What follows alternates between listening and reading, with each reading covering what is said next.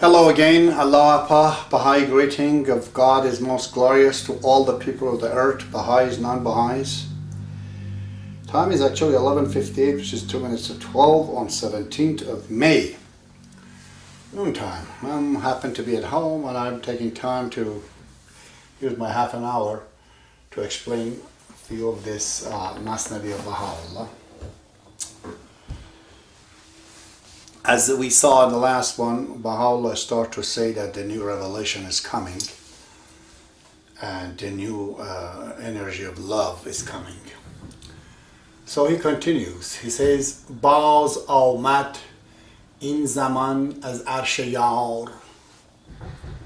Baz آمد by itself is a word, a combination word. It could mean just came, returned. Baz آمد means returned. Or you could say Baz آمد. Baz means again came. So returned or came again. This time, in this zaman time, as from Arsh Yar. Arsh, we already said, means the throne. Yar means beloved. So returned again, this time from the throne of the beloved, that is referring to himself, Baha'u'llah. نغمه‌های او برون است از شمار. نغمه‌ها means melodies. him, برون از شمار means outside of counting. برون means out. Of, as means of, counting. شمار means counting. Truly, Baha'u'llah's writing are so many. There is there's a website actually you could find this. It's called INBA, Iranian National Baha'i Archive. There is more than 37 or 40 volumes of the writing of Baha'u'llah there. I haven't looked at all of them. Some of them have been printed, but altogether, as Shoghi says, it is about 100 volumes of books. Just imagine, we're going through this 118 lines. It's about 15 pages of the writing of Baha'u'llah. It's taking about 70 videos, 70 half an hours to 45 minutes to explain it. And it's not exaggerations. Now, who is going to do all of this? Because it's a global revelation for everyone. So, نغمه‌های او برون است از شمار. His melodies is outside برون of counting. شمار means counting. از گل رویش دی آمد چون بهار. As from, گل means a flower, رو means face, رویش means his face. So gol ru, it's a Persian expression of a beautiful face. They say his face, her face is like flower. Never his, is always her. When the face is like flower, it says gol ru. It means open, smiling, and beautiful. So from the flower of, in that case I've used his, you could maybe say her face, day. Day is the first month of the winter season in Persia.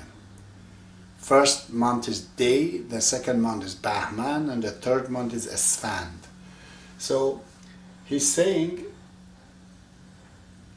from the beauty of this flower face, Day, which is the coldest month, Ahmad came, chun, like Bahar, a spring. Means from the flower of his face, Day, the month of Day, came like Bahar, like a spring. Because there's a heat, there's that exuberance, there's that enthusiasms and the power of yearning and desire that comes with the revelation of God every time that it comes. It really changes the season. Day here is the season, the cold season of mind and ideologies and philosophies and religions and the heart and love. It's in the winter of it turns into Bahar. وز لب لعلش شب آمد چون نهار. It's a beautiful one. But this lab la'al, it's totally a Sufi expression. Baha'u'llah usually uses always the nature, but as I told you before, he sometimes refers to those Sufis expressions of beauty. Vaz means va'az, the aleph is omitted. Vaz means and from, lab, the lip, labe means the lip of, la'al. La'al, it's a word used in Persian and even in Hindu. La'al means ruby. It's a really red hot stone, jewels. You heard of the Prime Minister of India, first Prime Minister, his name is Jawahar La'al. Jawahar means, jewel, La'al, red jewel. So, he says, and from his red lip. Now, Sufis, they would, as I said, their expression of God is a beautiful woman. Because they saw that people, when they show their, utmost desires is sexual, it's towards the woman. They wanted to say that God is that desirable, more than the woman that you see. It's much more if you get into it, they were trying to say. It's a real thing. So that's why they were using a woman to express the beauty of God. Baha'u'llah refers to it, and in this case it says, and from his red lip, the beauty of her. Shab, day, night. Ahmad came, chun, like, nahar means day. This is an Arabic word. Do not mix it with nahar, which means, lunch. Nahar is an Arabic word for the day. So he says from the red lips of him or her, night came like day. So the redness of the lip of this beloved, when you look at it, it's in the night. You see that and look at it. Your night turns into daytime. You become active. You just feel it. That is not night. Here, expression again, night means the darkness of the night that turns into the daytime of understanding. Now, the second line again goes back, uses again this Sufi expression. کار عشاقان ز زلفش شد دراز. Kar means the business, work, job, kare, affair of. Oshaqan means the lovers. Ze from, Zulfash from her hair, shod became deraz, long. See how they would express? The length of the hair of the beloved, they would say that it is as long as my feeling, as long as my night. They would try to say the length of the night, the length of to the hair of the beloved. Imagine God's as a beloved and her hair, if you would imagine. So Baha'u'llah again says that the affair of the lovers became lengthy because of her hair. Here it means that it became their kind of an entanglement into their lover's feeling for her. Became lengthened. The affair of the lovers from her hair became, elongated, let's say. جمله معشوقان ز هجرش در نیاز. Not just the lovers, but the beloved. معشوقان means the beloved. Jumle, all of the ma'ashuqan, the beloveds, from hajj means separation. From her separation and the affairs of all the beloved also, they are Dar in niyaz, in need. All the beloved from her separation from, in that case, him, they are in the need. All the beloved are in the need. They are badly in the need because of the separation. So you can see that God becomes a beloved for a lover and becomes a lover for the beloved. You know, both word is oshaqan, which means the lovers, and ma'shuqan, which means beloved. They are both used in terms, if you like to say, male or females, are in the need of God.